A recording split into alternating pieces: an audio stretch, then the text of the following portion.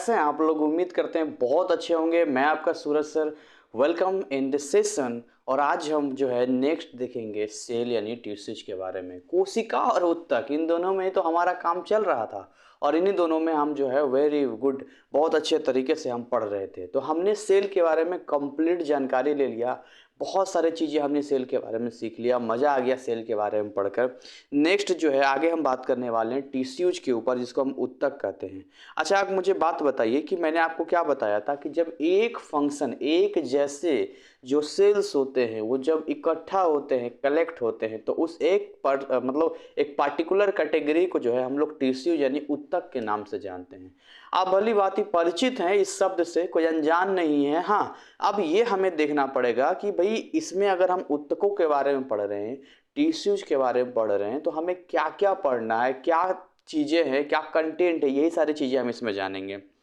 कहता है the house runs, अगर देखिए अब कहता है घर को चलाने के लिए क्या होता है, अलग अलग मेंबर्स, फैमिली मेंबर्स की जरूरी होता ही होता है। आप एक आदमी से घर नहीं चलता है, और हेल्पर भी चाहिए होता है, अलग अलग हाउस होल्ड वर्क के लिए हेल्प चाहिए होती है। उसी तरीके से टिश्यूज को परफॉर्म करने के लिए भी अलग अलग फंक्शंस की जरूरत पड़ती है। Various tissues of an organism work in coordination with each other in order to perform different processes that occur in the body। देखिए, हिंदी मीडियम वाले भी आराम से इस वीडियो को देखेंगे और इंग्लिश मीडियम वाले तो खैर देखेंगे ही देखेंगे। तो मैं ये कह रहा हूँ कि मैं भी हिंदी मीडियम ही था, इसलिए डरो मत, हम दोनों ही माध्यम, दोनों ही मीडियम को लेकर चलेंगे। कहता है कि देखिए टिश्यूज भी क्या होते हैं, एक कोऑर्डिनेशन होता है आपस में, है ना, इनके काम करने का एक ऑर्डर होता है। तो टिश्यूज को अगर आपको डिफाइन करना होगा तो कैसे डिफाइन करेंगे? यहाँ डेफिनेशन दिया हुआ है। डेफिनेशन क्या कहता है?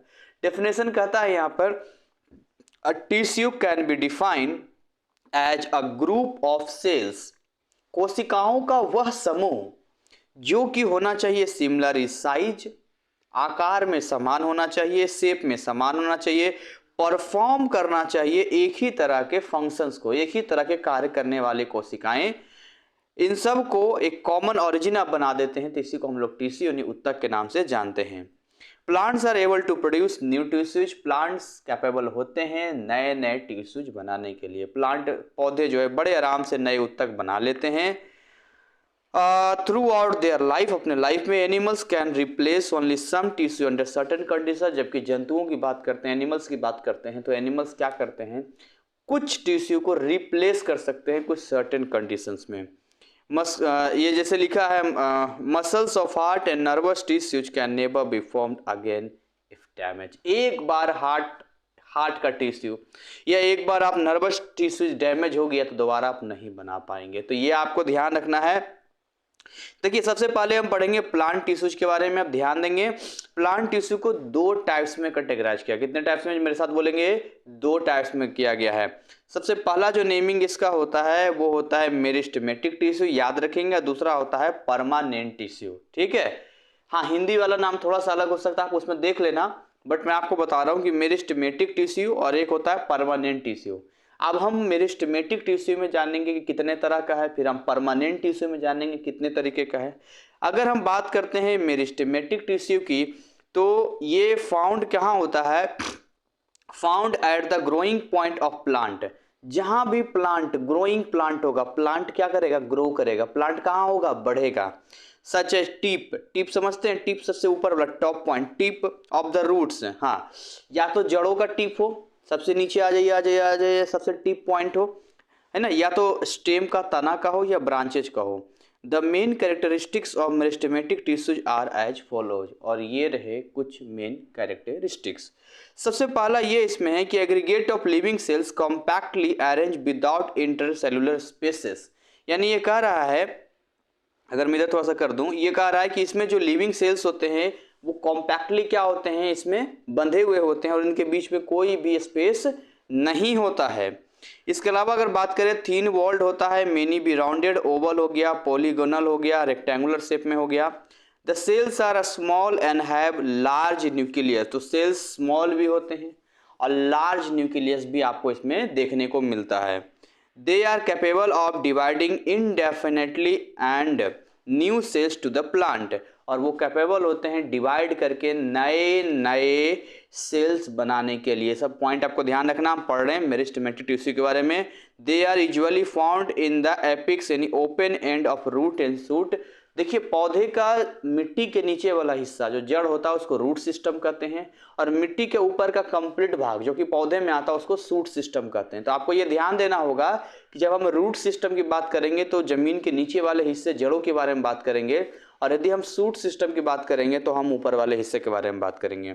एक बार डायग्राम की नज़र डाल लेते हैं। एक लॉन्गिट्यूडनल सेक्शन दिया है और स्टेम टिप शेयरिंग ऑप्टिकल, और एक मेरिस्टेमेटिक टिश्यू का दिया है, ठीक है। तो ये तो सबसे पहले यहाँ पर एक लॉन्गिट्यूडनल सेक्शन यहाँ पर दिया गया है, यहाँ पर इसको देख लेते हैं। इसमें क्या दिखाया गया है, जैसे इस वाले टिप पॉइंट का यहाँ पर यंग लीफ नया पौधा पत्ती हो गया, और ये इसको पीच कहते हैं अंदर वाले को। हाँ, ये जो फिगर दिया गया है इसके जस्ट बगल में जो फिगर दिया गया ये फिगर मेरिस्टेमेटिक टिश्यू का है, और इसमें ध्यान से देखिएगा इसमें रूट हेयर स्ट्रक्चर टाइप का इस तरह से निकला हुआ है, रूट हेयर स्ट्रक्चर इसको कहते हैं यहाँ पे।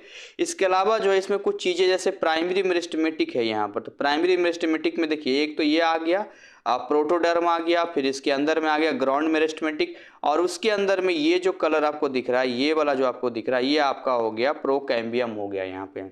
उसके अलावा रूट एपिकल मेरिस्टेमेटिक यहाँ पर हो गया रूट एपिकल, और रूट कैप यहाँ पर हो गया यहाँ पर। तो ये मेरिस्टेमेटिक टिश्यू दिखाया गया है यहाँ पे। इसके अलावा नेक्स्ट बात करते हैं, आपका एक्टिविटी वगैरह छोड़ दो, जाइलम फ्लोएम के बारे में थोड़ा सा दिया है यहाँ पर, है ना। हाँ ठीक है, अब आते हैं परमानेंट टिश्यू के बारे में बात करते हैं। परमानेंट टिश्यू क्या होता है, देखिए यदि आप परमानेंट टिश्यू की बात करते हैं तो परमानेंट टिश्यू में क्या है, it is made of cells which have lost their ability to multiply. ये ऐसे कोशिकाओं से मिलकर बने होते हैं जिन्होंने मल्टीप्लाई यानी एक से ज़्यादा कोशिकाओं बनाने का अपना जो है लॉस्ट एक ये गुण खो चुके हैं। और the permanent tissue are 3 types, और ये फिर 3 तरीके के होते हैं। हालांकि पिक्चर यहाँ पर दिया हुआ है, जैसे सबसे पहला जाइलम यहाँ पर भी इसमें मिलेगा, इसी में फ्लो, जैसे यहाँ पर जाइलम दिखाया गया है, यहाँ फ्लोएम दिखाया गया है। अच्छा, मैं आपको एक चीज़ क्लियर कर दूँ और बता दूँ कि जाइलम का जो काम होता है वो पौधों में जो होता है वो वाटर एंड मिनरल्स जल ऊपर पहुँचाने के लिए होता है, केवल एक ही दिशा में ये जाता है। लेकिन फ्लोएम का डायरेक्शन जो होता है वो बहुत मतलब आप दोनों डायरेक्शन में कर सकता है, वो अप भी आ सकता है डाउन भी आ सकता है, और जो पत्तियों में फूड तैयार होता है उसको बाकी पार्ट्स में पहुंचाने का काम करता है वहां पर, ठीक है। तो ये जाइलम फ्लोएम के साथ साथ में एपिडर्मिक भी होता है, ऊपर का कॉन्टेक्स भी होता है, कैम्बियम भी होता है। कैम्बियम सबसे बाहर का लेयर होता है, कैम्बियम बोलते हैं। तो प्रोटेक्टिव टिश्यू में देखते हैं, this tissue is made of cells with thick walls and occurs of the surface of leaf stem and roots. Obviously बाहर ही पाया जाएगा, सरफेस वगैरह पर प्रोटेक्ट करने का काम करेगा। सपोर्टिंग टिश्यू की बात करते हैं, सपोर्टिंग टिश्यू क्या होता है, देखिए अगर आप सपोर्टिंग टिश्यू की बात करते हैं, it provide support to various parts of the plant. This tissue include cells the fill the interior, जैसे पोटैटोज के अंदर ले लीजिए, भी जो स्टोर फूड करने का काम करेगा, ये पत्तियों में स्टॉक वगैरह काम करेगा। तो यहाँ पर इसको सपोर्ट मतलब सपोर्ट करने का सपोर्टिंग टिश्यू हो गया यहाँ पर, ठीक है। तो ऊपर में जाइलम फ्लोएम था और यहाँ पर फ्लोएम सेल्स स्पेशल दे रखा है, ये फ्लोएम का दे रखा है। अच्छा, फ्लोएम का कई बार एक तो जाइलम में आते हैं तो जाइलम में ट्रैकिड होता है और वेसल्स होता है, फ्लोएम में भी कुछ पार्ट होता है। जैसे फ्लोएम का कंप्लीट पिक्चर यहाँ पर दिख रहा है, जिसमें यहाँ पर सीव सेल हो गया, फ्लोएम पैरेनकाइमा यहाँ पर ये हो गया, आपका कैम्पेनियन सेल हो गया यहाँ पर, फिर सी प्लेट यहाँ पर हो गया। यहाँ पे कंडक्टिंग में वही आ गया, वेस्कुलर टिश्यूज में जाइलम हो जाएगा और फ्लोएम हो जाएगा। मैंने क्लियर आपको कर ही दिया जाइलम फ्लोएम के बारे में। चलिए आगे बात करते हैं, एनिमल टिश्यू की बात करते हैं। एनिमल टिश्यू को ग्रुप किया गया है 4 मेन कैटेगरीज में। कितने कैटेगरी में? 4 मेन कैटेगरी में किया गया है, जिसका नाम है एपिथेलियल, कनेक्टिव, मस्क्यूलर और नर्वस। मैं मोटा मोटी बताऊं तो नर्वस तो आप जानते ही हैं, आपके पाँव में छोटा सा कोई कील चुभता है और उसके इन्फॉर्मेशन माइंड को पहुंचता है कि कील चुभ चुका है। फिर माइंड सोचता है सही है ये गलत है, माइंड सोचता है ये तो गलत है, ये तो नुकसान हो जाएगा, तो माइंड ऑर्डर देता है और उसके बाद पाँव को कहता है हटाओ, तो पाँव हटाता है। इतना सारा काम जो है, आखिर इतना इन्फॉर्मेशन मैसेज कौन पहुंचाने का काम करता है? तो वही हमारे शरीर में जो तंत्रिका कोशिकाएं होती है वही नर्वस सेल पहुंचाने का काम करते हैं। नर्वस टिश्यू हो गया एक तरह के नर्वस सेल से मिले हुए। मस्कुलर मतलब जहाँ मसल्स वगैरह बनते हैं ना, उसको मस्कुलर हो गया। कनेक्टिव का मतलब ब्लड वगैरह हो गया, जो और भी बहुत सारी चीज़ें होती है, तो उसमें एक ब्लड भी है जिसमें कनेक्टिव करता है। बाकी एपिथेलियल वगैरह भी। तो देखते हैं सबसे पहले एपिथेलियल, सबसे बाहरी टिश्यू जो होता है ना, वो क्या करता है? प्रोटेक्टिव लेयर की तरह काम करता है, सेल्स को प्रोटेक्ट करने का काम करता है। इसके अलावा जो है जनरली लोकेटेड होता है आउटर सरफेस ऑफ बॉडी के सबसे आउटर सरफेस में होता है, कैविटी के बाहर पाया जाता है। और 3 तरह के ये एपिथेलियल टिश्यूज पाए जाते हैं, है ना। स्क्वामस हो गया, क्यूबॉइडल हो गया, और है ना कॉलमनर एपिथेलियम हो गया। अच्छा, ये जो इनका नाम है इनके स्ट्रक्चर की वजह से है। जैसे कि अगर आप यहाँ पर देखिए स्क्वामस की बात करते हैं तो इसका जो आप देखेंगे कुछ इस तरीके का दिखेगा, इस तरीके से यहाँ पर, है ना, इस तरीके के यहाँ पर दिखता है। तो स्क्वामस एपिथेलियम हो गया।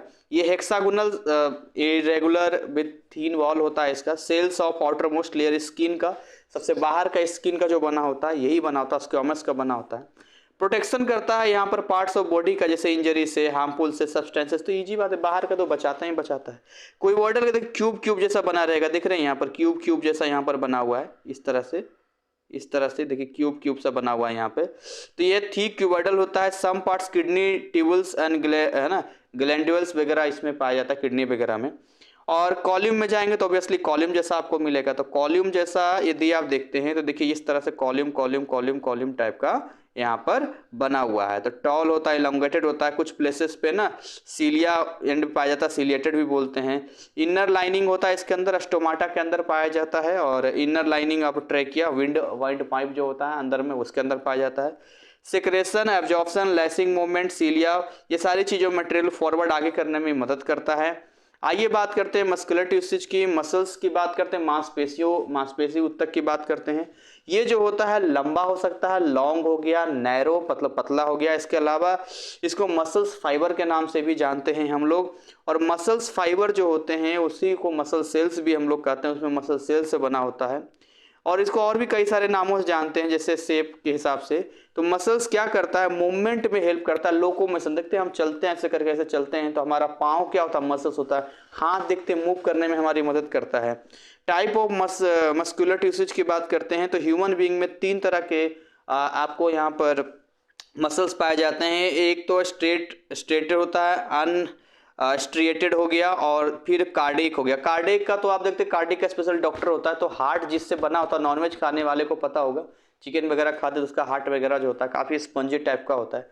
तो वो जो हो गया आपका कार्डिक मसल्स से बना होता है। बाकी तो स्ट्रेटेड मतलब जो स्ट्रेट हो गया। अभी देखते हैं इसको, जैसे सबसे पहला स्ट्रेटेड मसल, अनस्ट्रिएटेड मसल, और कार्डिक, रेखित, अरेखित और कार्डिक होगा इसमें।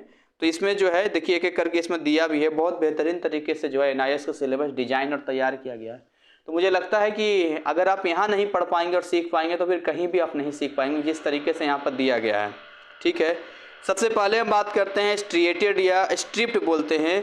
ये their contraction is under one's control, so called voluntary muscles के नाम से भी जानते हैं। मतलब इसका जो कॉन्ट्रैक्शन है वो आपके कंट्रोल में होता है, आप इसको कंट्रोल कर सकते हैं। अब देखिए ना, हाथ को हमें मूव करना है कि नहीं करना, ये हम कंट्रोल करेंगे ना। तो इसीलिए जो है इसको वॉलेंट्री मसल्स कहते हैं। वॉलेंट्री मतलब हमारे लिए हेल्पफुल होता है ये। तो ये मल्टी न्यूक्लिएटेड सेल्स होते हैं और बंडल्स ऑफ लाइट में होते हैं, जैसा कि आपको यहाँ पर दिख रहा है, बंडल टाइप का यहाँ पर दिख रहा है, बंडल टाइप्स का यहाँ पर दिख रहा है। तो मसल सेल हो गया, न्यूक्लियस हो गया, सेल हो गया, मेम्ब्रेन, साइटोप्लाज्म हो गया। ये आपका पाँव का, फेस का, देखते हैं मूव करता है यहाँ पे, गले का, नेक का, ये सब जो पाया जाता है आपका ये स्ट्रेटेड भी होता है। ये मूवमेंट में हेल्प करता है और कंट्रोल आप कर सकते हैं अपनी इच्छा से। अनस्ट्रेटेड की बात करते हैं यहाँ पर, इसको स्मूथ मसल्स कहते हैं। इनके अंदर जो है ट्रांसवर्स स्ट्रेन्स होते हैं। Movement not under our will, हमारी इच्छा से नहीं है, इनवॉलेंट्री इसको कहते हैं। अब देखिए यहाँ पर ये सारे डायग्राम में सिलेंडर टिपिकल होता है। जैसे कि ब्लड का, आपके कंट्रोल में नहीं है ब्लड का, ए ब्लड रुक जाओ तो नहीं रुकेगा, है नहीं। यूरिनरी ब्लैडर, जहाँ पर यूरिन जो है, मूत्र जो है जमा होता है। यूटेरस हो गया। मसल्स ऑफ वॉल्यूंट्री कैनाल हो गया, यहाँ पर कैनाल का अंदर का हो गया, पुश डैट करता है। फूड पाइप का हो गया। Movement of parts of contents, part हमारे कंट्रोल में नहीं होता है। नेक्स्ट बात करते हैं कार्डिक का, मैंने बता ही दिया था, हार्ट का मसल्स हो गया जो कि हार्ट में प्रेजेंट होता है। ये आपके कॉन्ट्रैक्ट और रिलैक्स होने का, ये देखिए यहाँ पर होता है ना, ऐसे करके कॉन्ट्रैक्ट हो गया, ऐसे करते हैं, ऐसे करके कॉन्ट्रैक्ट हो गया, ये रिलैक्स हो गया, कॉन्ट्रैक्ट हो गया, रिलैक्स हो गया यहाँ पे। तो इसमें जो है टायरलेसली कॉन्ट्रैक्शन रिलैक्सिंग में हेल्प करता है इसको। जब तक इंसान जिंदा है तब तक इसका काम चलता रहता है। और स्ट्रिप सीन मसल्स देखा जाता है, पिक्चर आपके सामने दिया हुआ है, हार्ट मसल्स हो गया, और कॉन्ट्रैक्ट एंड रिलैक्स में अपने आप होता रहता है, आप इसको रोक वोक नहीं सकते, रोक देंगे तो बड़ा गड़बड़ हो जाएगा। कनेक्टिव टिश्यूज की हम लोग बात करते हैं, तो कनेक्टिव टिश्यू में जब हम लोग आते हैं तो इसमें बेसिकली हम लोग करते हैं कि भाई मैट्रिक्स हो गया या फिर आप टिश्यूज हो गए, इन सबको फाइबर्स को कनेक्ट करने वाले टिश्यूज को ही कनेक्टिव टिश्यूज कहते हैं। और एग्जाम्पल्स ऑफ कनेक्टिव टिश्यूज में लिखा है यहाँ पर एलोरल टिश्यूज, एडिपोज हो गया, कार्टिलेज हो गया, बोन हो गया, ब्लड हो गया। ये सारे देखते हैं पूरे शरीर में कंकाल होता है ना, बोन्स हड्डियाँ होती है, तो वो कनेक्ट, तो हड्डियाँ भी तो सेल से बना है और सेल के पार्टिकुलर फंक्शन, इसलिए उसको टिश्यू कहेंगे यहाँ पर।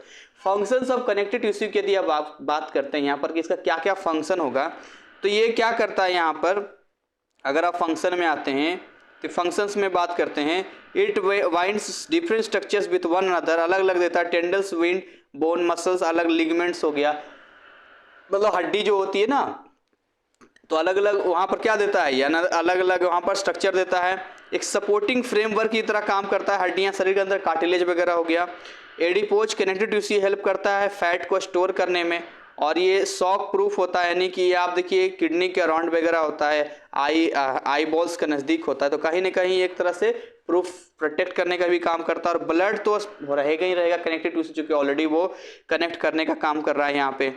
यहाँ पर जो है टाइप्स ऑफ कनेक्टिव टिश्यूज में दिया, जैसे फेवरस हो गया, कार्टिलेज हो गया, बोन हो गया, फ्लूइड का हो गया।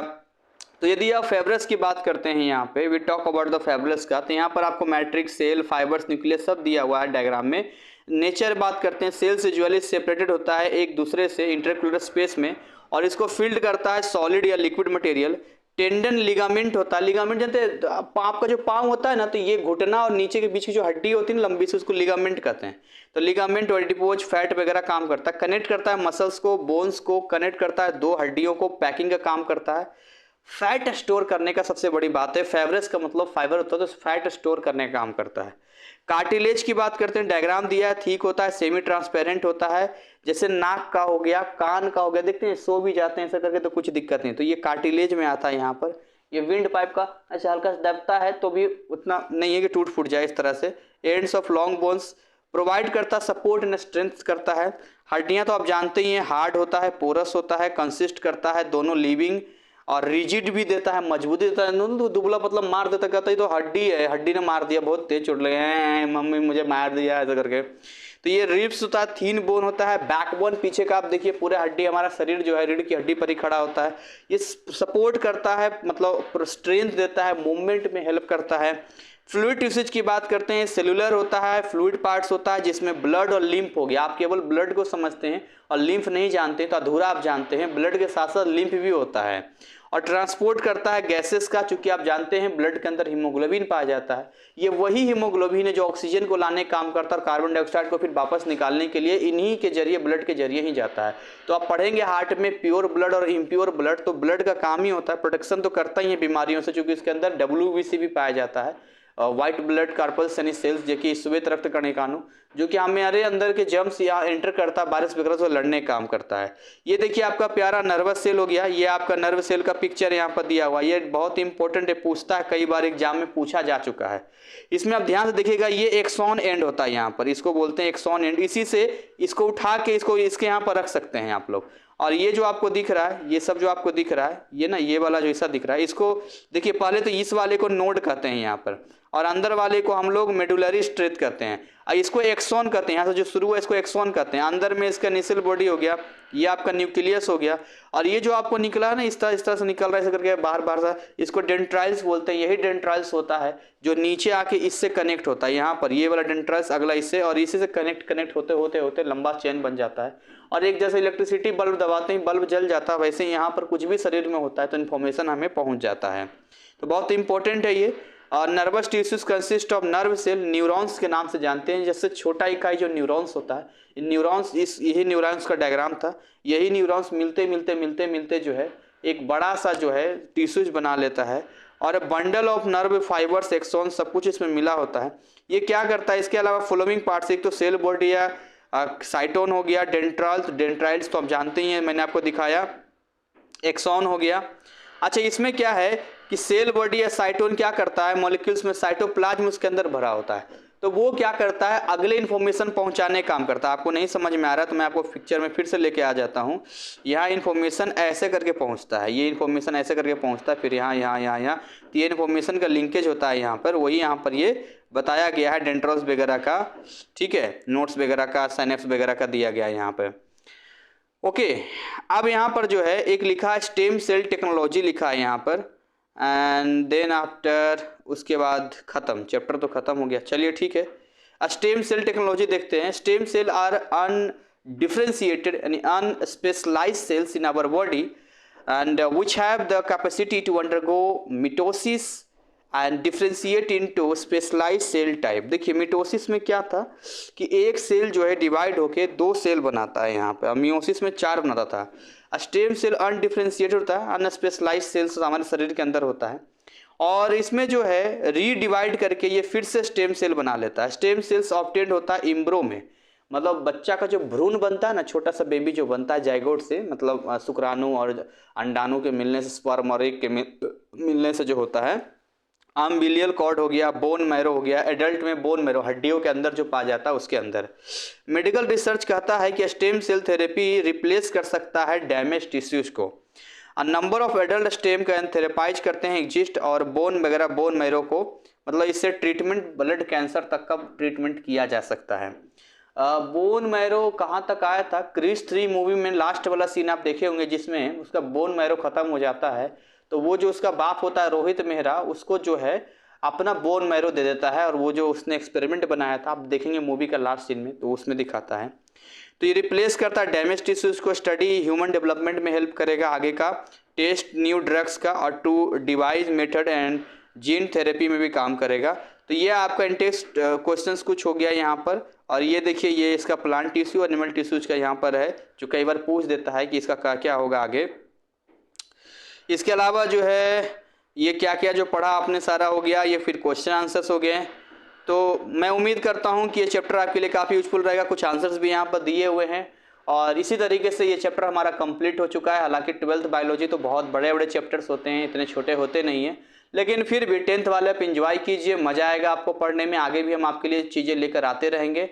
कोई भी जानकारी हो, कोई आपको विशेष इन्फॉर्मेशन चाहिए, आप हमें कमेंट सेक्शन में बता सकते हैं, या हमारा जो व्हाट्सअप नंबर है 9643480201, अगेन आई रिपीट 9643480201, इस पर कॉन्टैक्ट कर सकते हैं। एक बहुत इंपॉर्टेंट बात जो मैं आपको बताना चाहता हूं, जैसे हमारा यूट्यूब पर चैनल बना हुआ है GCCNIOS क्लासेस के नाम से, ठीक वैसे ही टेलीग्राम पर भी हमने एक चैनल बना रखा है GCCNIOS क्लासेस, वहां पर भी जाके आप सब्सक्राइब कर सकते हैं। लेटेस्ट इन्फॉर्मेशन से लेकर जितने भी वीडियो अपलोड होते हैं और बहुत सारे जानकारी वहाँ पर मैं देता रहता हूँ। तो इसी के साथ मैं वीडियो को बाइंड अप करना चाहूँगा। इसको ज़्यादा से ज़्यादा आप शेयर करें, ज़्यादा से ज़्यादा अपने दोस्तों तक पहुँचाएं, वीडियो को लाइक करें और मन लगा के पढ़ाई करें। Thank you, wish you all the best.